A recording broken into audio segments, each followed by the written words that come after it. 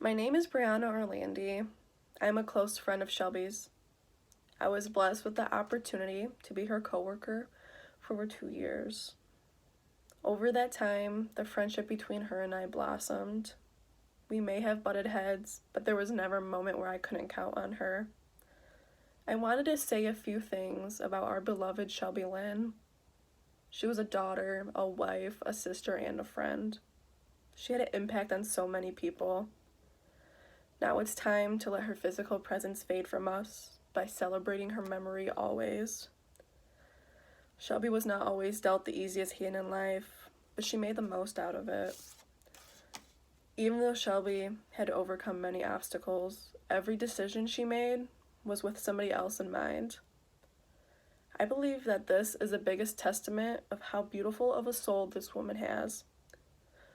A few years back, she made the courageous decision to parent her younger brother. Shelby and her wonderful husband Joe took in Nick as if he was their own child. This is one of the first things I learned while becoming her friend. She was so young to step up, to become so responsible. I knew from the day that I met her that everyone in this world should try to be a little bit more like her. Not only did Shelby care for her family, she was the best friend anyone could have had. She was a princess at work. Everyone loved her and knew she ran that restaurant. There, we are like family, and she was the glue that kept us all together. Times will be hard without her there. She was the light of that place. Everyone smiled when she walked in. I'll admit, I smiled extra big because she was my replacement in the morning, and it was alright if she was 7 minutes late. Shelby Lynn Lunsford was one hell of a person. I believe the quote by Perry Genty describes Shelby best. She is more than a good woman and a good person. She is a beautiful soul who carries light in her smile and love in her bones. There is not a person nor animal that Shelby wouldn't help.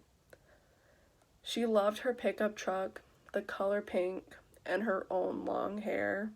She was mesmerized by the stories of others, was a great student, but she still had her own edge.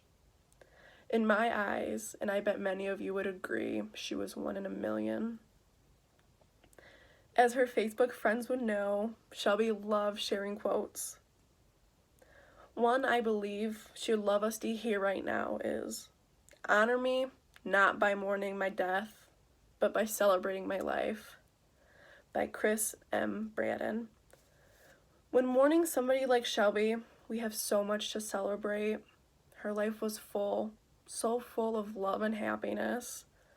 We can also celebrate her overcoming the hardships of life. That's what made her caring and strong. The world was lucky to have her, even if the time was cut short. Shelby brought us here together. That's what she'd want us to do, to lend each other a helping hand.